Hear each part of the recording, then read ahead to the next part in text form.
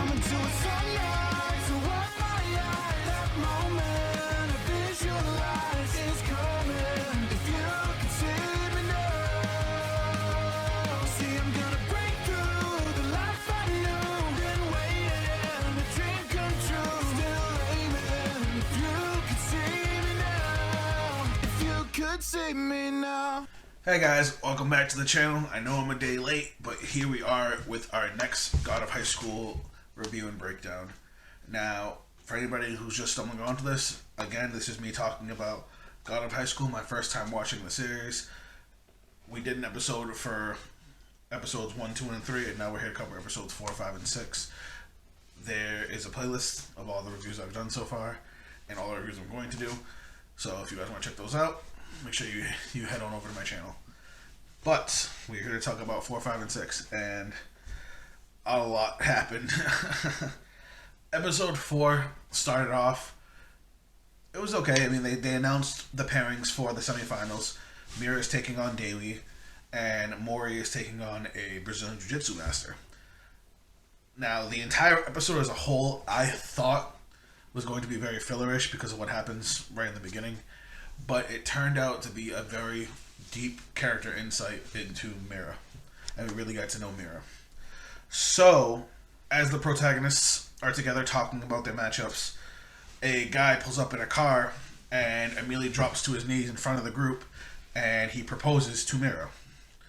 Turns out that this is this man whose name escapes me. I guess has been planning this, has talked to Mira about it previously, and this was an agreement. And he offers to help popularize the Moonlight Sword style. We go over, and Mira and her cousin are going through dresses, flower arrangements, all kinds of stuff to get ready for this wedding.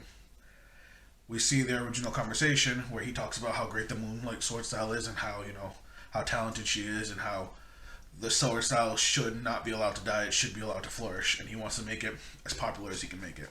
We go over and we see a flashback of Mira talking to her father, and her father talking about the Moonlight Sword style and not letting it die, and then it turns out he passed away. And Mira decides to take all the responsibility on by herself.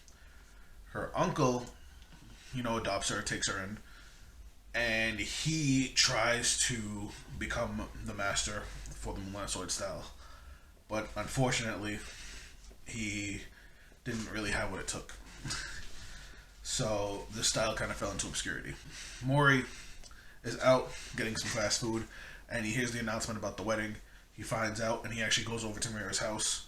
He finds out where she lives, thinks the HQ, and he confronts her. He's just like, what are you doing? What about the tournament? What about everything you had planned? What about the Moonlight Sword style? He doesn't realize that she's doing this for the Moonlight Sword style. After talking to her and basically getting shooed away by her, Mori calls Dewi, talks to Dewi, tries to get his help to stop the wedding. And even Dewi's just like, we're outsiders, man. We can't really get involved with what she wants to do. And we actually get to see Dewi doing yet another job, trying to make more money for his friend. We finally go over to the wedding day, and we see Mira in her dress, and honestly, she looks gorgeous, absolutely beautiful. I love the way they animated her, and her cousin is all for it. Until the truth comes out. Her uncle tries to stop the wedding by talking to the groom, and Mira comes out, full dress, and is like, no, I'm doing this because I'm going to save the Moonlight Sword style. He can do it, your influence can do it, your popularity, and her cousin sees this and realizes what's going on, that she doesn't even care about this dude. She is doing it literally out of responsibility, not out of love. And it hits her that she was pushing for this too, and it's not fair to her cousin. And then Mori just happens to show up while she's sitting there sulking, and now Mori. And then we get to find out the truth about the groom. The groom is a member of that organization that we saw, or that cult that we saw a few flashes of in the last few episodes, and they want him to get possession of the Moonlight Sword, which is apparently, as they call it, the sword that can control God, and the hand that can bring out its full potential. So it's the Moonlight Sword style and its successor. So there's more to Mira that we don't know, that she doesn't know. Either way, Mori tries to stop the wedding, he gets stopped by a bunch of bodyguards, and as he's getting, kind of pushed back, my boy Davey shows up, just straight blocking a nightstick with his bare arm. Davey headbutts the security guard so hard that he goes flying into the other guards and they all get knocked out. And then we see Maury and Davey walk into the wedding looking like they're ready to some shit up. It was an awesome scene, and the groom gets mad about it. Even Mary gets mad about it, but the groom realizes that his security's gone, and he actually tries to attack them. He pulls out a sword, attacks Davey. Davey catches the goddamn sword, draws a little blood, but Maury goes and talks to Mira, and he basically gets on Mira's case a little bit about everything. How this isn't the way she should do it. If she's doing this, she's giving up on all the dreams that she wanted to earn by basically having everything given to her. Yes, she's meeting her responsibilities, but not the way she wanted to do it. And after throwing some punches at Maury, it finally clicks in her head what she wants. And even Maury's just like, just do what you want. That saying that he likes to throw out. And Mira tries to call off the wedding, and the groom snaps. He uses this crazy samurai power that we haven't seen. We've seen something similar to this in a previous episode with the green haired dude pulling out the dude with the scythe, and he takes out a chunk out of the building. He attacks Mira, cuts her a little bit, but she quickly turns it around and hits him with the cleanest unarmed sword technique I've ever seen. She literally wraps her arm around the sword and then just goes down the blade and smacks him and just knocks him the F out. And she ends up leaving the wedding, with her family and friends. This dude leaves and takes her dad's sword, like a total jackass. Maury wants to go after it, but even Mira's like, don't even worry about it. I'll get it back. I don't need it to keep on progressing. She wraps her arms around Davey and Maury, and she's happy to have them. She's happy her friends came through for her. And now, before the end of the episode, we see one more thing, and honestly, it's after all the the happy stuff. Next thing we see is Davey at the hospital visiting his friend, and his friend's heart stops. He's dying. He's almost out of time. And Davey's whole reason for fighting is to save his sick friend.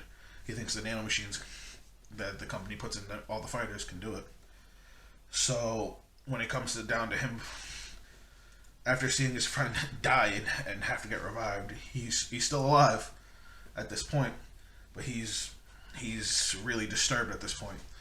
And he's at his job, and those bullies that tried to mess with him before, the one that he kept his professionalism, even though they were picking on him, and kept it moving, they antagonize him, and this time he snaps, and he beats the ever-living shit out of all three of them.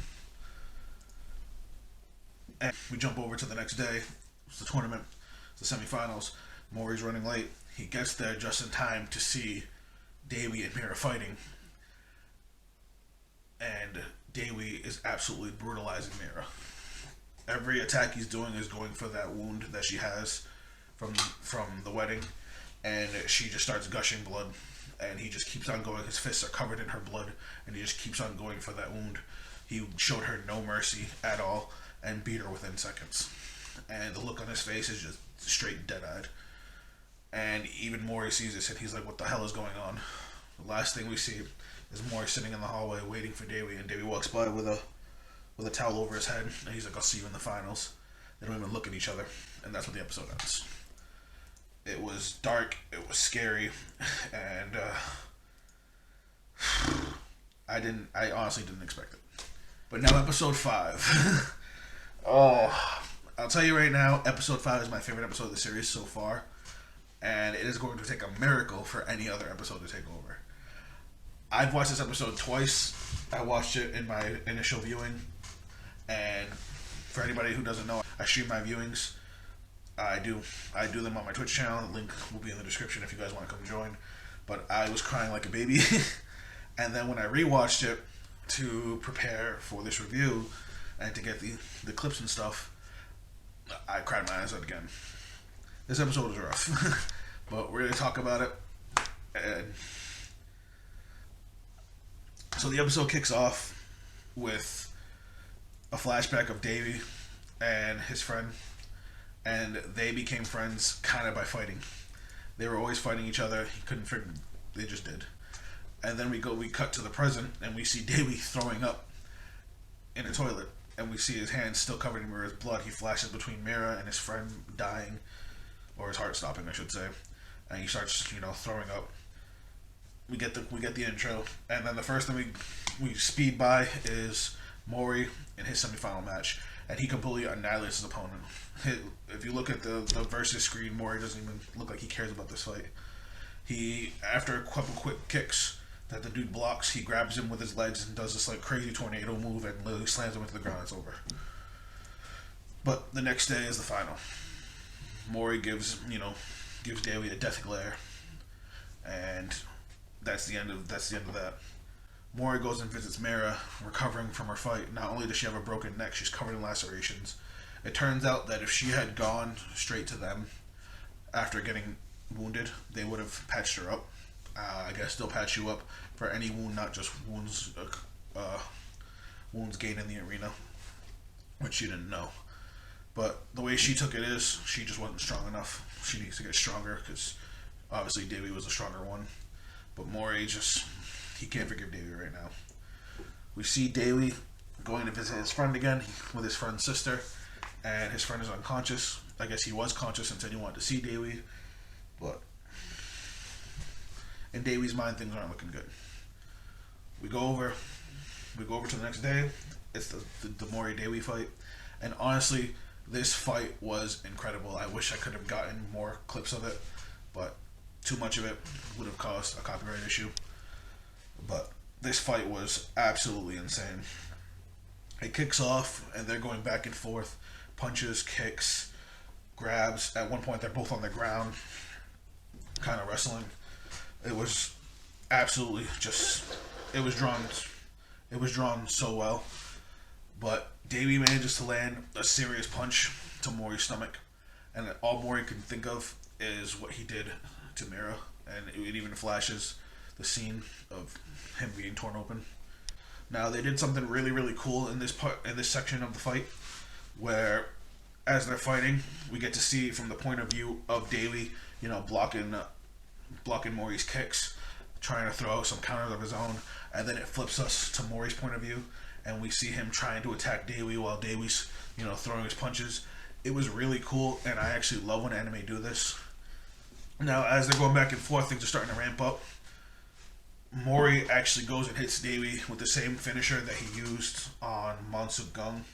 He hits him with the triple kick, when he does all that, the spinning, and then behind him, and then it all hits him. And then he comes back and he hits him from behind. He sends Davey flying into the turnbuckle, and then helps him up. And he's just like, I know that wasn't enough to take you out. And Mori is mad that he would attack his friend that way. And at this point, Davey says, "I've never seen any one of you as my friends." And he goes on the offensive against Mori, and it cuts off right before he starts using his four sacred god formations, or as I like to call them, Digimon Sovereign. And we go back to Mira, who is now recovered, and is walking out of the hospital. And as she's walking out of the hospital, the sensor on her arm shows the vitals of somebody else in the hospital being treated with nanomachines. She kind of follows it, ends up in the ICU, runs into one of the commissioners, and gets there just in time to see Davey's friend pass. At this point, I'm already in tears. I'm getting emotional just talking about it. Now, I don't like bringing my personal life into these videos. I don't want you guys ever to feel bad for me, but I think you guys need the context to understand why this hit so hard. I watched this on Saturday night. Friday night, my grandfather passed away. So, having a sick person pass away in the hospital 24 hours after my grandfather passed away. He wasn't sick. He was just elderly. So it was just time. I'm okay. But it made it, this type of stuff already gets to me, but it just made it hit that much harder. Like, I was just crying my eyes out. I could barely watch the episode. And as Davey ends up hitting Mori with his Four Gods formation: Black Tortoise, Vermilion Bird, White Tiger, and we finally get to see the Azure Dragon. And it was this big. It almost looked like he did a Kamehameha. It was cool. But after he knocks Mori down, Mugen comes up and basically tells him, your friend passed. Right in the middle of the fight.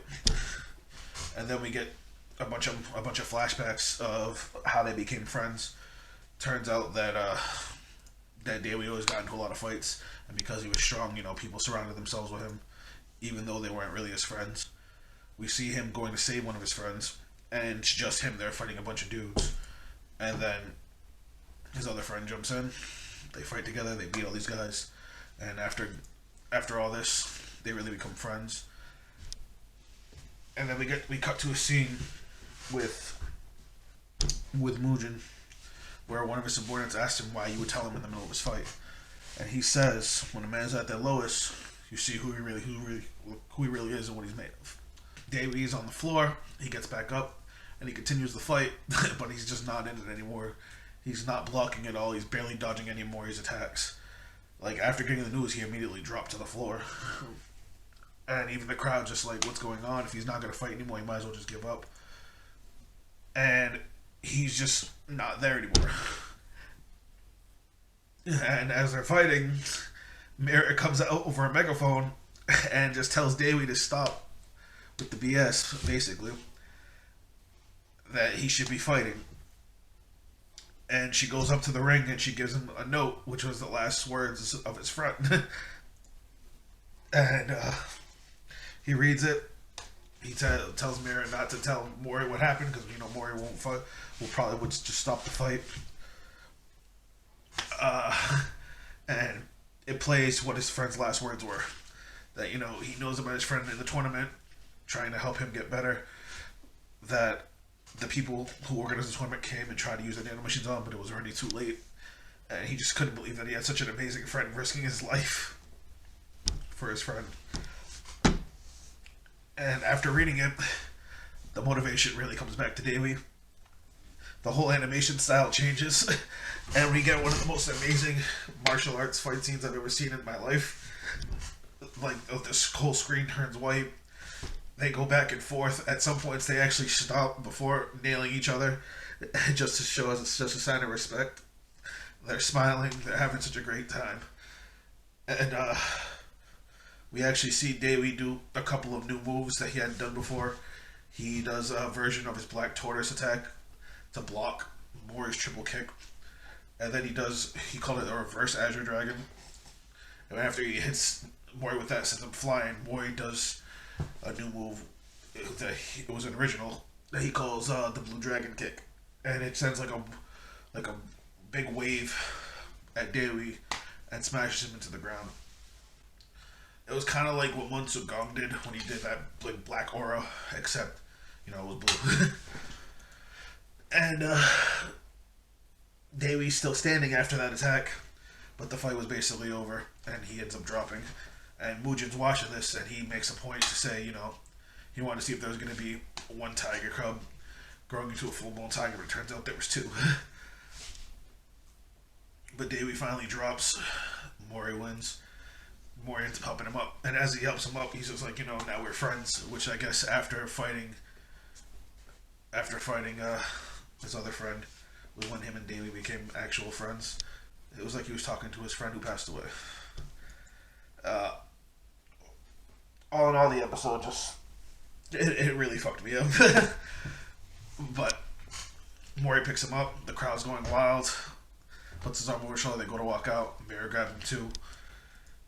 And as they're walking out, we get a flash of two new characters. One with long blue hair and one with short, dark hair. I don't know who they are, but they made a point to show them. But that's when the episode ends.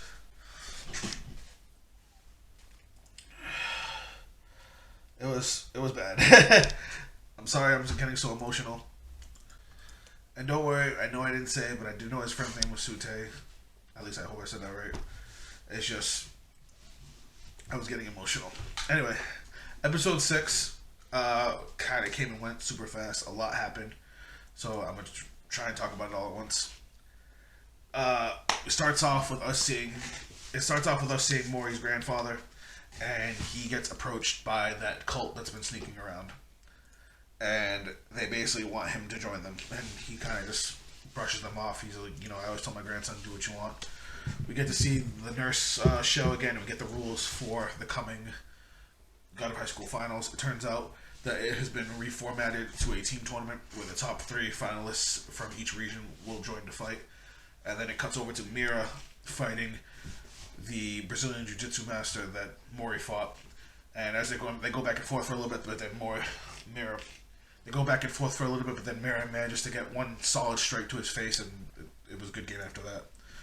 So the team for Seoul is Mori, Daly, and Mira. They're all gassed about it, except for Mira, kind of. She can't figure out why it's a team tournament. Turns out Mugen decided to make it a team tournament because he realized that there were too many people with potential to be, as they call it, the key.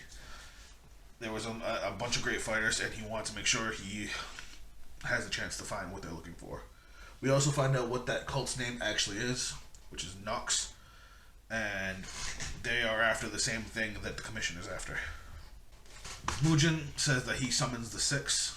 We don't actually get an explanation of who they are throughout the entire episode, but we do meet one of them. It's this old man, and as you can see, he attacks Mugen just for Mugen to apparently make a clone. I didn't even know he could do that. And then we get to see what happened with Mori's grandfather. Turns out he blew away all of those people that came after him. And after beating a bunch of them, one of them makes like a giant pillar of light and summons a sword from the heavens and drops it on Mori's grandfather. And there's a big explosion, but we don't see what actually happens. And instead, we cut over to Mira. I didn't get any pictures of it because it was Mira in the shower, but basically she was thinking to herself that she is a third wheel in this team, that Mori and Davey are so far ahead of her that she is just going to be dragging them down. We see her shopping, going through, and she accidentally runs into this guy. It's the announcer from the tournament with his family. And they start having a conversation about the abilities that she showed and how she made it, he's basically giving her a pep talk. At the same time, we cut over to Daewee, who is now with Mugen, and they're talking about if Daewee still wants to continue in the tournament. Yes, he made it to the Nationals, but his whole reason to fight was his friend, who's no longer there. And Daewee basically says, I racked up a huge debt, I want to pay it off, talking about the debt he owes Mira and Mori for what they did for him. Okay. And even Mugen notices he has the look of a man now. But Daewee not only agrees to continue fighting, but he ends up asking him about this power that people have been displaying, and we get to hear what it's called. I'm going to butcher this. Chariok is what he called it, and Mugen decides to explain it to Daewee. We jump over, again, to Mori, who is in a park deciding he wants to train, get stronger for his friends, but he doesn't know what kind of training he wants to do. He's like, what am I even doing here? He helps a bunch of kids get a balloon and he twists his ankle. But then that old man that we saw earlier hits him with an acupuncture needle. Say that 5 times fast. To help out his ankle. And I guess he ends up training Mori because he said he wanted to train Mori just to mess with Mori's grandfather. We don't see it because we fast forward 2 weeks later, the next time we see Mori. As for the announcer guy with the glasses, turns out he's blind. And he gives Mira some advice to get stronger. That she needs to, put her emotions in her sword, not just her physical strength. And he explains that the Moonlight Sword is actually what took his sight.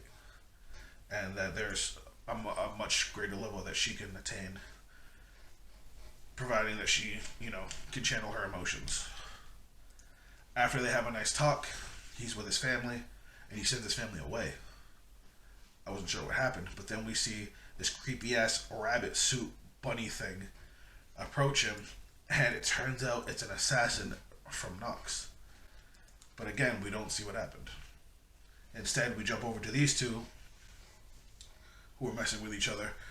And again, these are the two characters that we saw at the end of episode 5, but we got no context about them.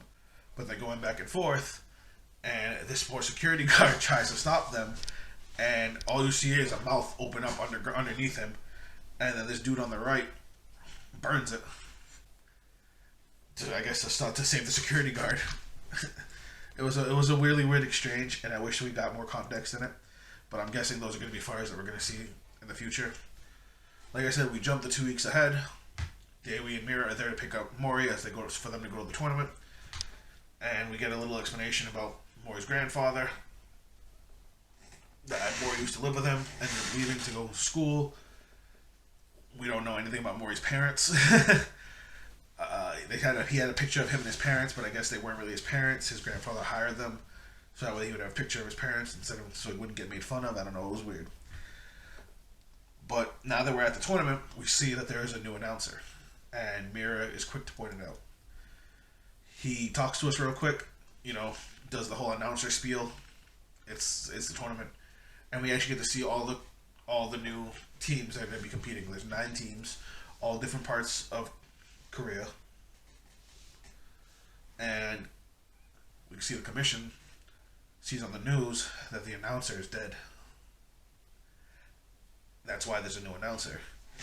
That assassin got him, whoever he was. And then they start asking about Q, because he's not there either. And then we go over and we see him with a sword in his chest. Q is the green-haired guy that was supposed to fight Mori. And he was strong. He's one of the strongest commissioners. And the assassin is sitting there laughing because he's so proud of himself that he was able to kill this guy. And that's where the episode ends. Like, it's a huge cliffhanger, and I can't wait to watch the next few episodes. I'm sorry this was a longer one, and I'm sorry I got so emotional talking about episode 5. Like I said, I absolutely love that episode. And if you guys want to come watch these with me live, Saturday night, 10 p.m. Eastern Standard Time, that's twitch.tv/Zaphikel, Zaphiakel. I would love for you guys to come watch it for me. I would love for you guys to come watch it with me. This is, again, my first time through the series, and we're going to knock out episodes 7, 8, and 9 this weekend, and then we're going to do the last 4 the week after. But that's it for me, guys, and I'll catch you on the next video. Later. I have a dream, that's all I need. I'll make it happen with some work and belief. Know what I want, so I'll take it on.